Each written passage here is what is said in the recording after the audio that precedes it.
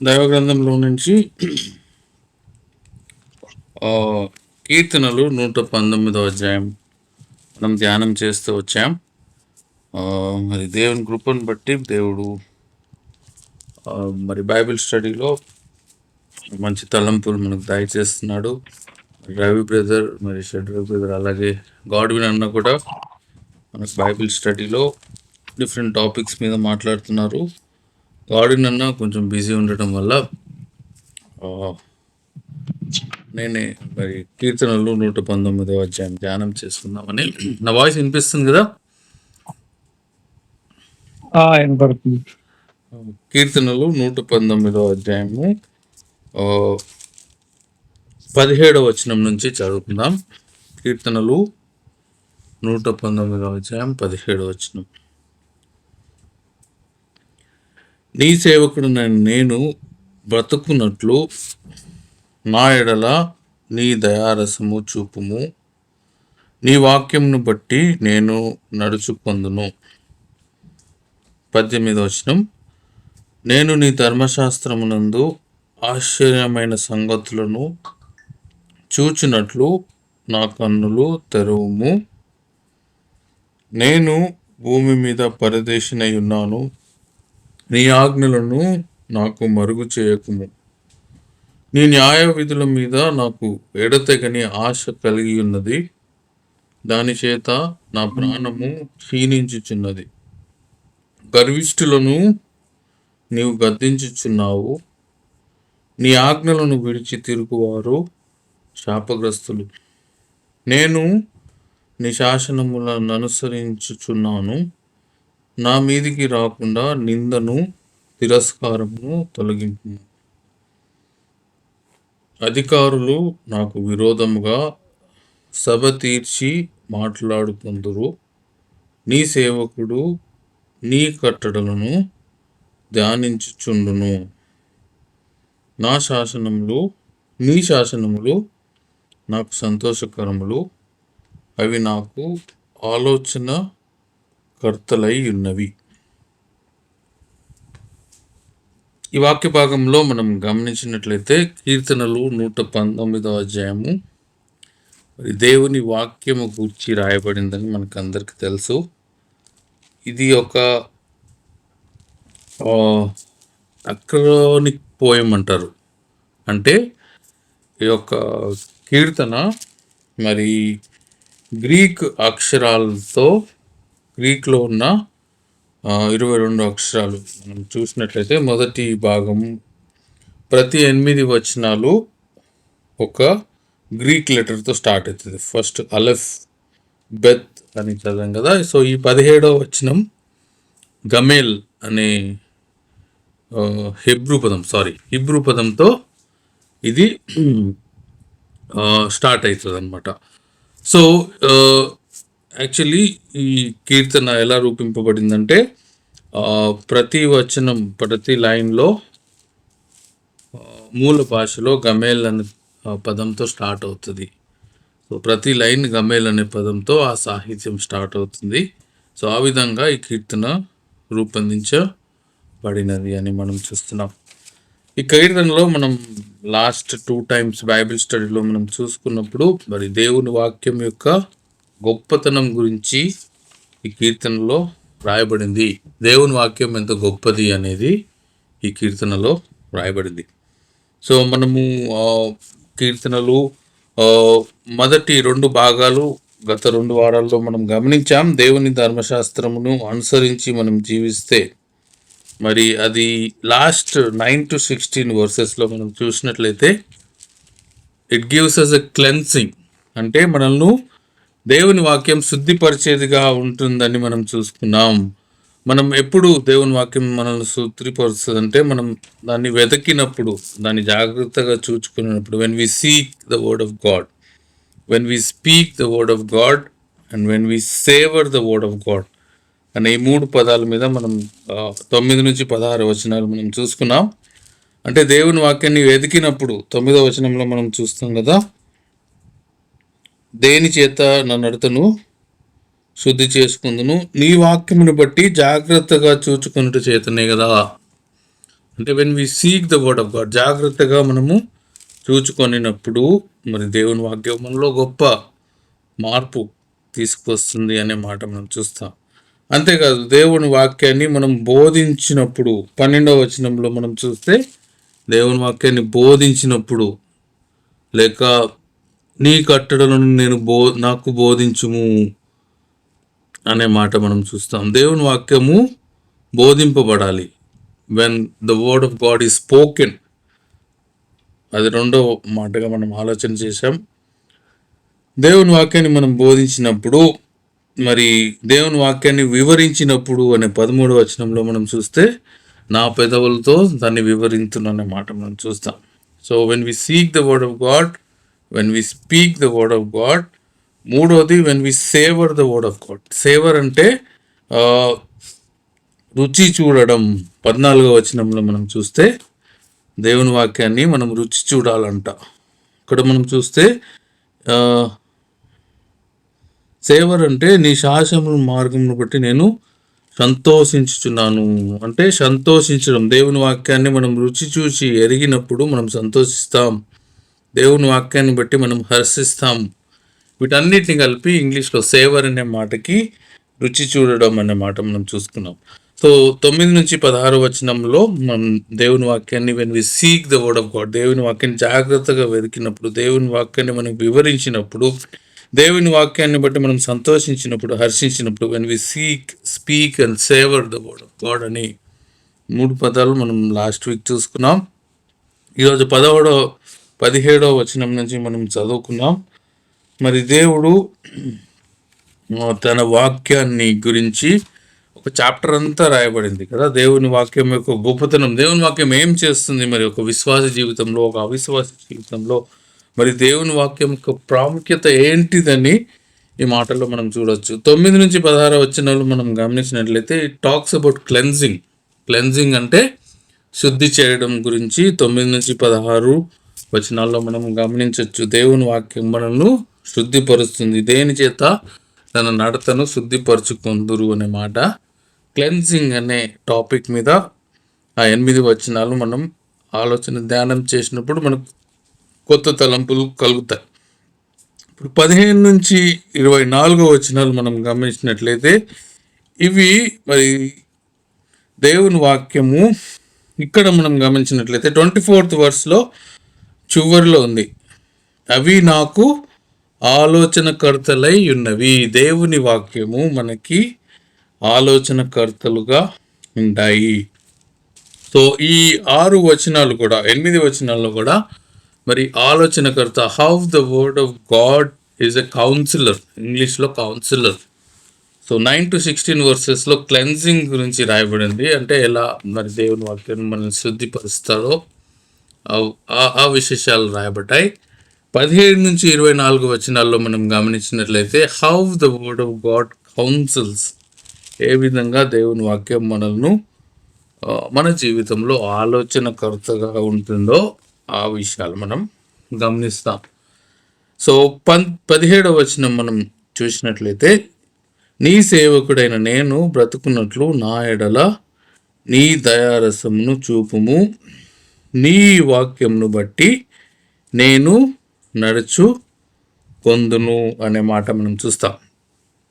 ఈ 8 వచనాల్లో కూడా మరి దేవుని వాక్యానికి డిఫరెంట్ వర్డ్స్ వాడబడ్డాయి, అనేక పర్యాయ పదాలు వాడబడ్డాయి.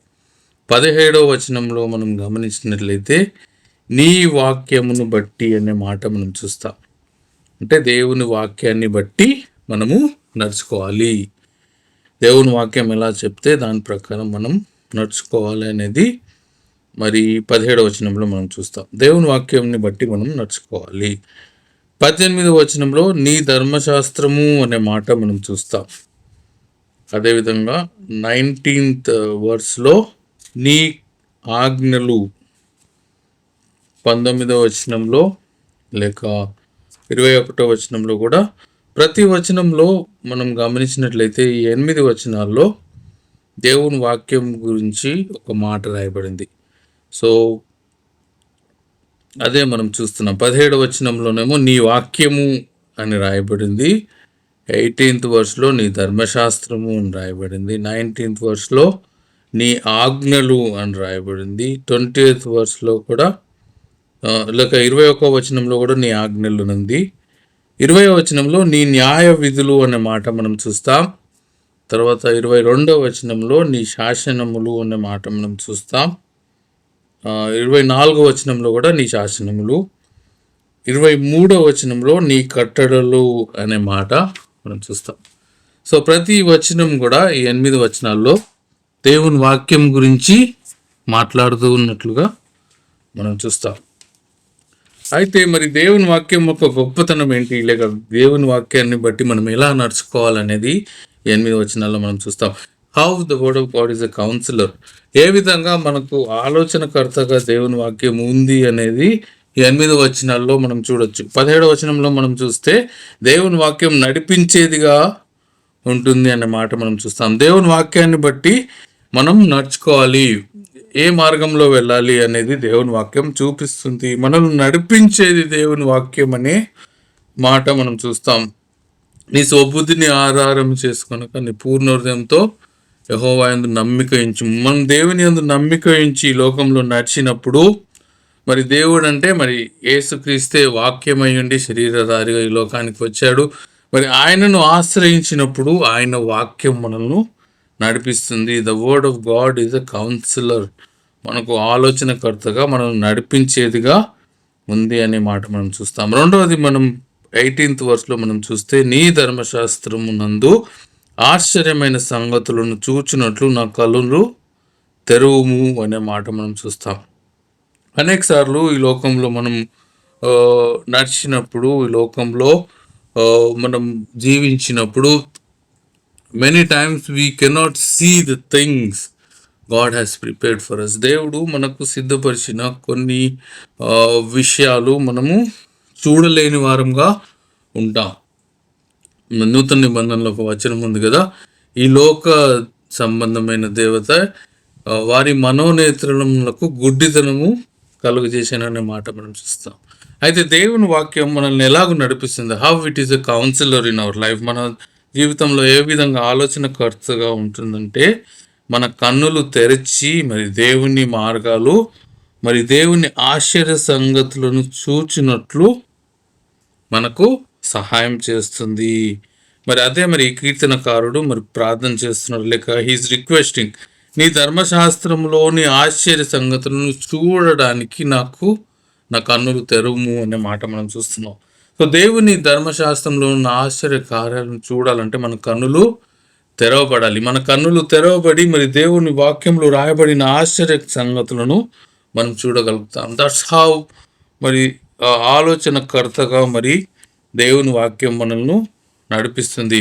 మనము గుడ్డితనంలో నడిచినప్పుడు, ఎఫెసీయులకు రాసిన పత్రికలో కూడా ఉంది కదా, మీరు అంధకారంలో ఉన్నప్పుడు సైతము ఆశ్చర్యకరమైన తన వెలుగులోనికి మీరు నడిపింపబడుచున్నారనే మాట మనం చూస్తాం. మనకు తెలిసిన వచనాలే కనుక నేను దాటిపోతున్నాను. సో దేవుని వాక్యం అనేది చీకటిలో నుంచి ఆశ్చర్యకరమైన తన వెలుగులోనికి మనల్ని నడిపిస్తుంది. దట్స్ హౌ దేవుని వాక్యం మనకు ఆలోచనకర్తగా ఉండి నడిపించేదిగా ఉంటుందని 18th వర్స్లో మనం గమనించవచ్చు. ఓకే, 19th వర్స్ మనం గమనించినట్లయితే, నేను భూమి మీద పరదేశిని అయి ఉన్నాను, నీ ఆజ్ఞలను నాకు మరుగు చేయకుము అనే మాట మనం చూస్తాం. మరి దేవుని వాక్యము, దేవుని ఆజ్ఞలను నాకు మరుగు చేయొద్దు అనే ప్రార్థన మరి కీర్తనకారుడు మరి దేవునికి రిక్వెస్ట్ చేస్తున్నాడు అనమాట. మరుగైన దేవుని వాక్యాలు, దేవుని ఆజ్ఞలు మరి మరుగైనవి, మరి మరుగు అయినవి మనం తెలుసుకోవాలంటే దేవుని వాక్యము మనకు ఆలోచనకర్తగా ఉంటుంది. నీ ఆజ్ఞలను నాకు మరుగు చేయకము అనే మాట మరి ఈ రిక్వెస్ట్ కీర్తనకారుడు చేస్తున్నట్లుగా మనం చూస్తున్నాం. మనం కూడా మన జీవితంలో మరి దేవుని ఆజ్ఞలను, మరుగైన దేవుని ఆజ్ఞలను మనం తెలుసుకోవాలని వి షుడ్ ప్రే, మనం ప్రార్థన చేయాలి. దేవుని వాక్యంలో మరుగైన విషయాలు, మరి ఎన్నో మర్మాలు దాచబడి ఉన్నాయి. దేవుని వాక్యంలో అనేకమైన మర్మాలు దాచబడి ఉన్నాయి. అవి మనం తెలుసుకోవాలంటే, మరుగైనవి మనం తెలుసుకోవాలంటే మరి దేవుని వాక్యాన్ని చదవాలి. మరి దేవుని సన్నిధిలో మనం ప్రార్థన చేసినప్పుడు దేవుడు వెల్లడిపరుస్తాడు. మరుగైన దేవుని ఆజ్ఞలు మనం మన జీవితంలో మరుగైన దేవుని వాక్యాలు వెల్లడిపరచాలంటే మరి దేవుని వాక్యాన్ని చదవాలి కదండి. మరి కీర్తన గ్రంథంలో మనం చూస్తే దేవుని వాక్యాన్ని చదవడమే మాత్రమే కాదు, ఆయన ఆజ్ఞలను మనం ధ్యానించినప్పుడు, మరి దేవుని వాక్యాన్ని మనం ధ్యానించినప్పుడు కొవ్వు మెదడు దొరికినట్లుగా ఉంటుంది. మరి ఆనందం, సంతోషం మనకు కలుగుతుంది అనే మాట మనం చూస్తున్నాం. అంతేకాకుండా మరి దేవుని వాక్యము నా పాదములకు, నీ వాక్యము నా పాదములకు దీపము, నా త్రోవకు వెలుగై ఉన్నది అనే మాట మనం చూస్తున్నాం. సో అటువంటి దేవుని వాక్యము లేకపోతే మన జీవితము మరుగుగానే ఉంటుంది. దేవుని ఆజ్ఞలు నాకు మరుగు చేయకము అంటే దేవుని ఆజ్ఞలు నాకు దాచిపెట్టకుండా నాకు వెల్లడిపరచము అనే ప్రార్థన చేస్తున్నాడు. మరి ఈ దేవుని ఆజ్ఞలు మరి అనేక మందికి వెల్లడిపరచబడలేదు అనే మాట మనం చూస్తాం. నూతన గ్రంథంలో మనం చూస్తే దేవుని వాక్యం మరి అనేక మందికి మర్మముగానే మిగిలిపోయింది. కానీ మరుగైన దేవుని ఆజ్ఞలు మనకు మన జీవితంలో వచ్చినప్పుడు మన జీవితం మెరుగుపడుతుంది అనే మాట మనం గమనించాలి. మన జీవితాలు మెరుగుపడగాలంటే మరుగైన దేవుని సత్యాలు, దేవుని ఆజ్ఞలను మనము తోడి నేర్చుకోవాలి కదండి. దేవుని వాక్యాలు, మరుగైన దేవుని వాక్యాలను మనం నేర్చుకున్నప్పుడు మన జీవితంలో మెరుగుపడతాయనే మాట మనం చూస్తాం. సో దేవుని వాక్యాన్ని గురించి మరి ఆయన శాసనాల గురించి మనం మరుగైనవి మనం తెలుసుకోవడానికి ట్రై చేయాలి. మరుగైన దేవుని వాక్యాన్ని నాకు బయలుపరచు యేసయ్యా అని ప్రార్థన, మరి కీర్తనకారుడు ప్రార్థన చేసిన విధంగా మనం కూడా ప్రార్థన చేయాలి అనే మాట మనం చూస్తాం. 20వ వచనంలో మనం చూస్తే మరి నా న్యాయ విధులు, నీ న్యాయ విధులు అంటున్నాడు. నీ న్యాయ విధులు నాకు ఎడతెగక ఆశ కలిగి ఉన్నది, దాని చేత నా ప్రాణము క్షీణించుచున్నది అనే మాట మనం చూస్తున్నాం. మరి దేవుని న్యాయ విధులుని బట్టి మరి దాని పట్ల మరి కీర్తనకారుడు ఆశ కలిగి ఉన్నట్లుగా మనం చూస్తున్నాం. దేవుని పట్ల మరి దేవుని వాక్యం పట్ల కీర్తనకారుడు చూపిస్తున్న ఆశ ఏంటంటే నా ప్రాణము క్షీణించుచున్నది అనే మాట మనం చూస్తాం. ఆయన విధులను బట్టి నేను ఆశ కలిగి ఉన్నాను అనే మాట మనం చూస్తున్నాం. That is how the word of God leads us. దేవుని వాక్యం పట్ల మనం ఆశ కలిగినప్పుడు, మనము ఏదైనా ఆశ పడినప్పుడు మనం ఏం చేస్తామండి, దాని కొరకు ఎదురు చూస్తాం కదా. ఇక్కడ మనం చూస్తే కీర్తనకారుని అనుభవం మనం గమనించినట్లయితే దాని చేత నా ప్రాణము క్షీణించుచున్నది అనే మాట మనం చూస్తాం. ఇది కూడా మరి దేవుని వాక్యం పట్ల మరి ఎంత ఆశ కలిగి మనం జీవించాలో అనేది ఈ వాక్యంలో మనం చూస్తున్నాం. ఎడతెగక ఆశ కలిగి ఉన్నాను. మరి దేవుని వాక్యాన్ని బట్టి, దేవుని వాక్యం పట్ల మనం ఆశ కలిగి ఉండాలి. ఆయన న్యాయ విధుల మీద మనము ఆశ కలిగి ఉండాలి. మరి కీర్తనకారుడి అనుభవం మనం చూస్తే నా ప్రాణం క్షీణించుచున్నది అనే మాట మనం చూస్తున్నాం. మనం చూసినట్లయితే మరి తన ప్రాణము క్షీణించినంతగా దేవుని వాక్యం పట్ల ఆశ కలిగి ఉన్నాడు. మనం కూడా మరి దేవుని పట్ల మనం ఆశ కలిగి ఉండాలి. దుప్పి నీటి వాగుల కొరకై ఆశపడిన రీతిగా నా ప్రాణము నీ కొరకు తృష్ణ కొనుచున్నదని మాట మనం చూస్తాం కదండి. దుప్పి ఎలాగో నీటి వాగుల కొరకు ఆశ పడుతుందో అటువంటి ఆశ మనం కలిగినప్పుడు మన ఆశను తృప్తిపరిచేది మన ప్రభువైన యేసుక్రీస్తు.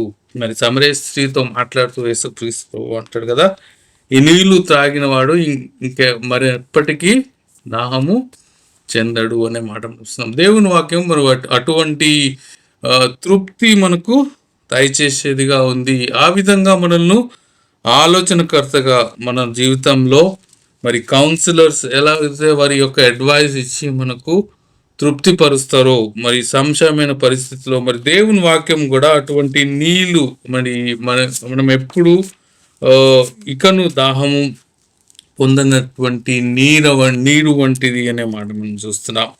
తర్వాత మనం గమనించినట్లయితే 21వ వచనంలో మళ్ళీ ఇక్కడ నీ ఆజ్ఞలను విడిచి తిరుగు వారు శాపగ్రస్తులు అనే మాట మనం చూస్తాం. నీ ఆజ్ఞలను విడిచి తిరుగువారు శాపగ్రస్తులు. మరి దేవుని వాక్యానికి మనం విరోధంగా నడుచుకున్నప్పుడు మనకు శాపం ఉంటుంది అనే మాట మనం దేవుని వాక్యం ఒక ఆలోచనకర్తగా మనకు తెలియజేస్తున్న విషయం ఏంటంటే, దేవుని వాక్యాన్ని విడిచి మనం జీవించినప్పుడు మనం శాపమును ఇన్వైట్ చేస్తున్నాం. We are cursed when we disobey the word of God అనే మాట మనం చూస్తున్నాం.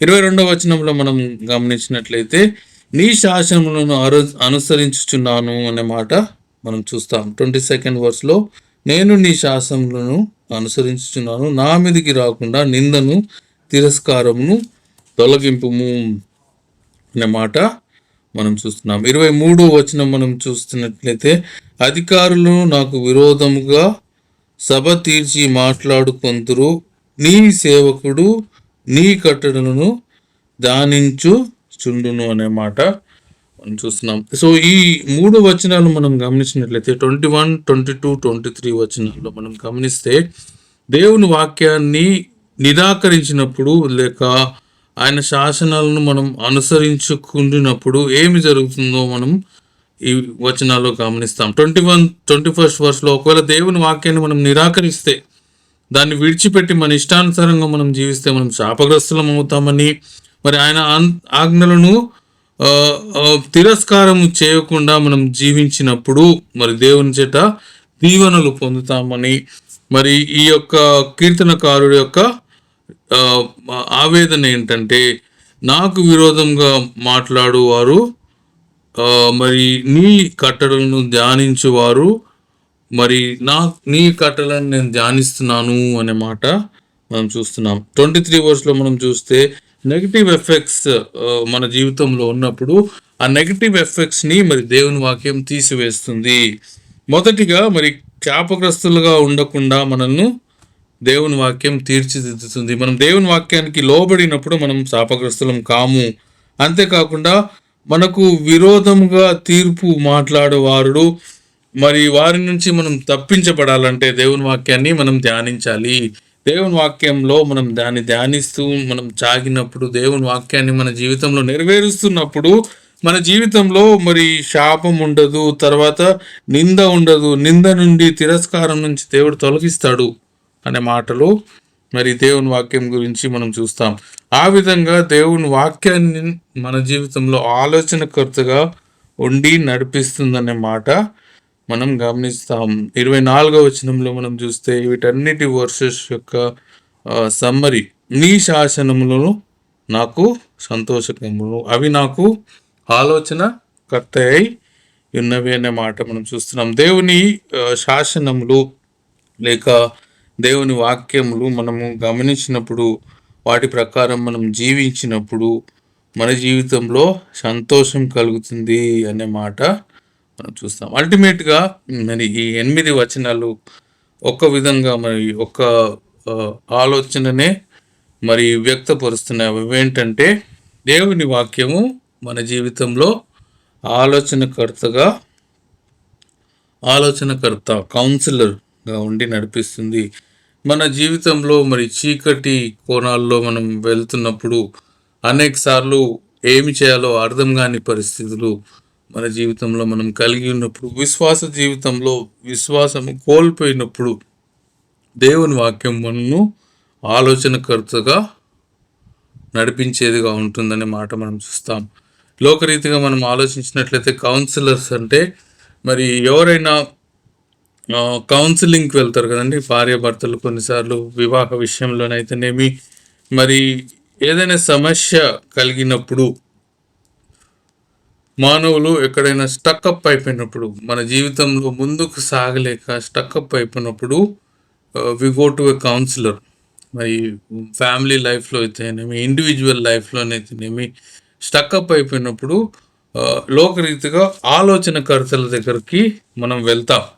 అదేవిధంగా మరి దేవుని వాక్యం it plays the role of counsellor. దేవుని వాక్యం ఒక ఆలోచనకర్తగా మరి మన విశ్వాస జీవితాన్ని నడిపించేదిగా ఉంటుంది అనే మాట మనం చూస్తాం. యేసుక్రీస్తు ప్రభువుని గురించి కూడా మనం చూస్తాం కదా, ఆయన కూడా ఆలోచనకర్త, అద్భుతకరుడు అనే మాట మనం చూస్తాం. ఇమ్మానుయేలును దేవుడు అనే మాట మనం చూస్తాం, మనకు తెలిసిన వచనమే.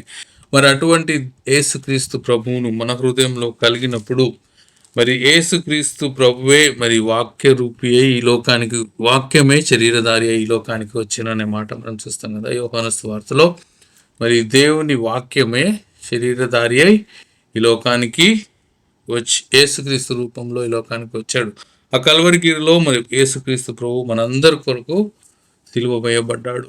మరి దేవుని వాక్యాన్ని తాను తన జీవితంలో నెరవేర్చి, దేవుని ప్రవచనాలు లేక పాత నిబంధనలో ఉన్న ప్రవచనాలన్నీ కూడా మరి దేవుని వాక్యము, దేవుని ధర్మశాస్త్రము మరి యేసుక్రీస్తులో నెరవేర్చబడినట్లుగా మనం చూస్తాం. దేవుని ఆజ్ఞలను యేసుక్రీస్తు మనిషి కుమారుడుగా ఈ లోకంలో దేవునికి విధేయుడైన వాడిగా జీవించినట్లుగా మనం చూస్తున్నాం. మన ప్రభువైన యేసుక్రీస్తు మనము ఆయన ఆజ్ఞలను గైకొనాలని, ఆయన వాక్యాన్ని మనం తెలుసుకొని మనం మెరుగైన జీవితం జీవించాలని మన ప్రభువైన యేసుక్రీస్తు ఈ లోకానికి వచ్చి మనందరి కోసం కల్వరిగిరిలో చనిపోయి పాతిపెట్టుబడి తిరిగి లేచాడు అనే మాట మనం చూస్తాం. ఈ వాక్యమే శరీరధారి అయి మన మధ్య నివసించను అనే మాట మనం చూస్తున్నాం.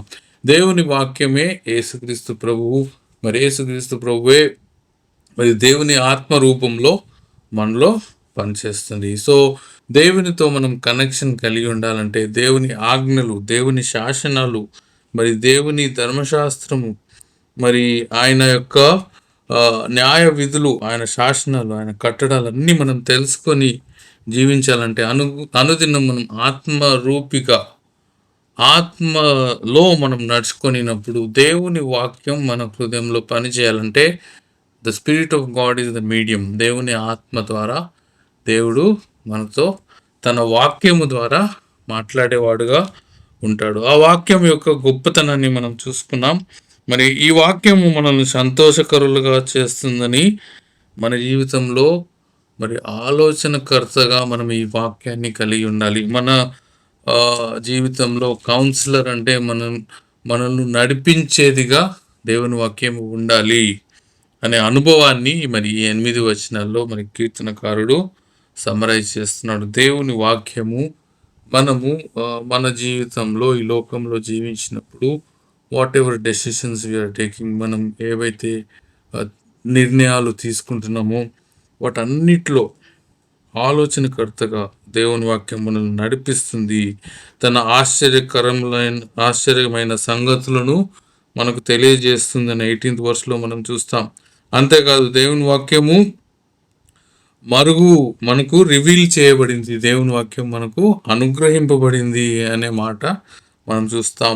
అంతేకాకుండా మరి దేవుని వాక్యము కొరకు మనం ఆశ కలిగి ఉన్నప్పుడు మరి మనము శాపగ్రస్తులంగా ఉండకుండా దీవించబడిన వారంగా ఉంటాం. మొదటి వచనమే మనం గమనించినట్లయితే, యెహోవా ధర్మశాస్త్రమును అనుసరించి నిర్దోషముగా నడుచుకున్నవాడు ధన్యుడు.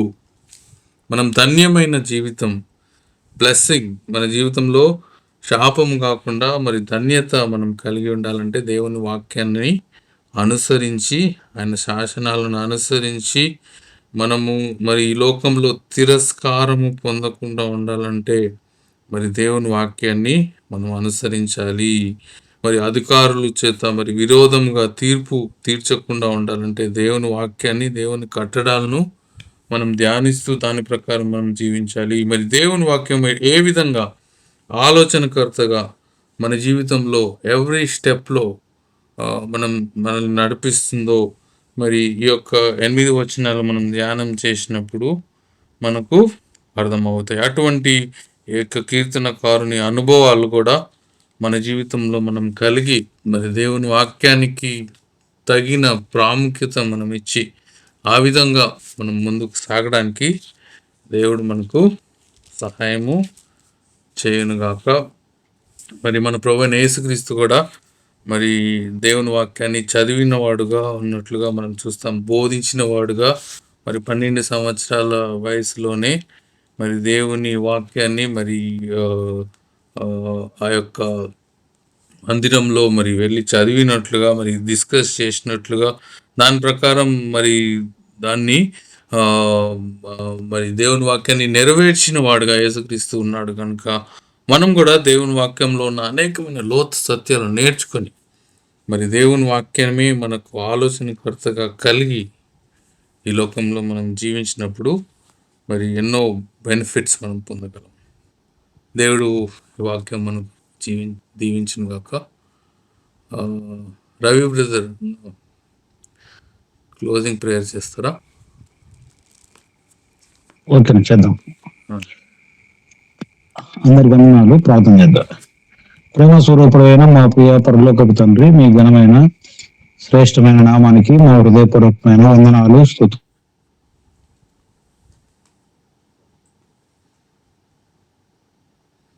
మీ వాయిస్ బ్రేక్ అవుతుంది. అనేకమైన సంగతులు మీరు మాకు వినిపింప చేస్తున్నందుకు వందనాలు. అనేక సంగతులను నేర్చుకోవడానికి, తెలుసుకోవడానికి మీరు సహాయం చేస్తున్నారు, మీకు వందనాలు. దేవ భక్తుని యొక్క కోరిక, భక్తుని యొక్క ఆశ, దేవ మేము విన్నాం, మా కన్నులు తెరవమని అతను ప్రార్థన చేశాడు. ఆశ్చర్యకరమైన చూచినట్లుగా దేవా నీ న్యాయవిధులు ఎడగక అతను పాటించాలని ఆశపడతా ఉన్నాడు. అటు ఆశ మాకు దయచేయండి. చెప్పబడిన వాక్యం ప్రకారం బ్రతకడానికి సహాయం చేయండి. మీ ఆజ్ఞలు అనుసరించి జీవిస్తే మేము దీవించబడతాం, మేము సంతోషాన్ని అనుభవిస్తాం. అవే మాకు సంతోషాన్ని ఇస్తాయి, అవే మాకు ఆలోచన కలిగిస్తాయి, అవే మమ్మల్ని నడిపిస్తాయని మేము విన్నాం. ఒకవేళ వాక్యానుసారంగా నడుచుకోకపోతే, నీ ఆజ్ఞలు విడిచిపెడితే మేము శాపగ్రస్తులం అవుతామని ఒక హెచ్చరిక కూడా విన్నాం. దేవా నిజంగా మా జీవితాలకు, మా బ్రతుకులకు ఒక ప్రశ్న ఎదురైంది. నీ శాసనాలు, నీ ఆజ్ఞలు, నీ వాక్యం మేము పాటిస్తున్నామా లేదా అనే ప్రశ్న మా ఎదుటికి వచ్చింది ఈ రోజున. నిజంగా మాకు మేము జవాబు చెప్పుకుంటూ, ఒక్కోసారి నీ శాసనాలు పాటించట్లేదేమో, నీ వాక్యాన్ని గైకొనటం లేదేమో అని అనిపిస్తుంది. అట్లా కాకుండా మా జీవితాల్లో నీ వాక్యాన్ని అనుసరించేవారిగా, నెరవేర్చేవారిగా, దేవ అమలు చేసేవారిగా, వినేవారిగా ఉండడానికి సహాయం చేయండి. వాక్యాన్ని అనుసరిస్తే ఏమవుద్దో, వాక్యాన్ని అనుసరించకపోతే ఏమవుద్దో స్పష్టంగా మేము విన్నాం. దేవా మీ దాసుని నిలబెట్టుకొని మీరు అందిస్తున్న మాటలను బట్టి వందనాలు. వేరే సంఘాన్ని దీవించండి, ఆశీర్వదించండి. ఇంకా అనేకులు ఆసక్తితో జూమ్లో పాల్గొని వాక్యమేని నేర్చుకోవడానికి సహాయం చేయండి. వెంకటేష్ బ్రదరు, సీతారామయ్య గారు, వారి మిసెస్, వారి కుటుంబానికి జ్ఞాపకం చేసుకోండి.